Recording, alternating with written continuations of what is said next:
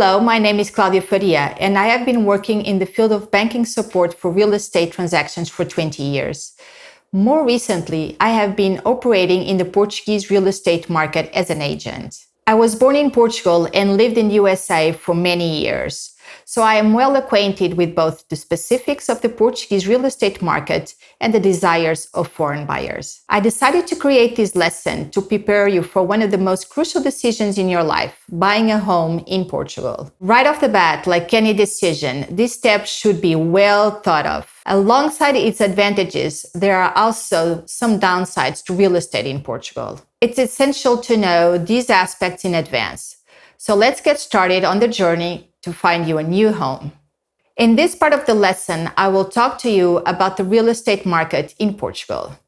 What do we know about it? Firstly, official statistics tell us that prices in the real estate market in Portugal have grown 9.6% annually between 2016 and 2022. In 2023, the number of transactions has declined, but prices are still increasing. In the secondary housing sector, prices rose slightly faster than in the primary housing sector. The location of the property is a determinant factor. In both Porto and Lisbon, the price increase, especially within prime neighborhoods, have become significantly higher.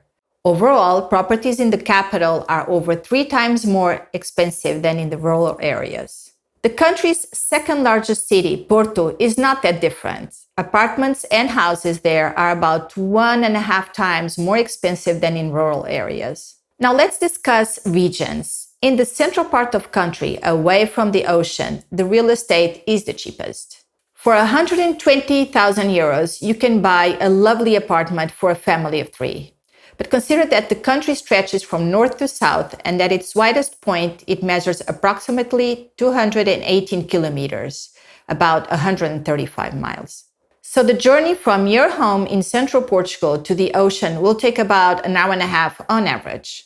By US standards, this is not too far. Also note that a low price point holds potential for growth. Now let's compare average prices by region. In the north of the country, in Bragança, Braga, Viseu, but not in Porto, you can buy a decent property for around 160,000 to 180,000 euros.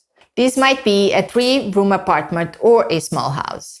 Porto is an exception, with properties averaging 200,000 to 210,000 euros. Moving on to the central region, which includes Leiria and Évora, but not Lisbon, prices are around 120,000 to 130,000 euros for an average family apartment.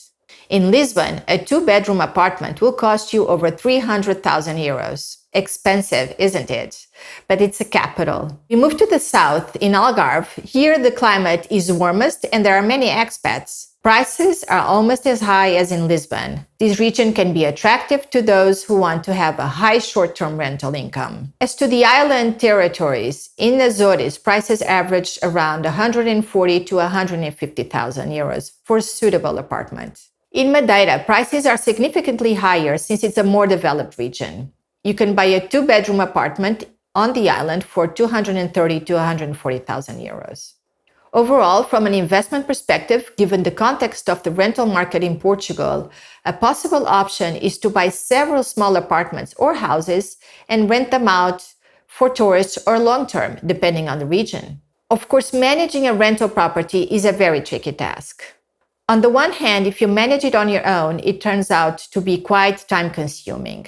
On the other hand, if you engage a managing company, and there are plenty of companies doing this job, you will have an extra cost and therefore your net income will decrease. The rental market generally mirrors the dynamics of the buying market with some differences. However, supply in this market is very fluid and luck and timing play a significant role. While properties for sale might be available for months, rental properties are typically only available for a few days. In Lisbon, you can rent a 2-bedroom apartment for 1,500 to 1,700 euros a month, but this won't be in the city center.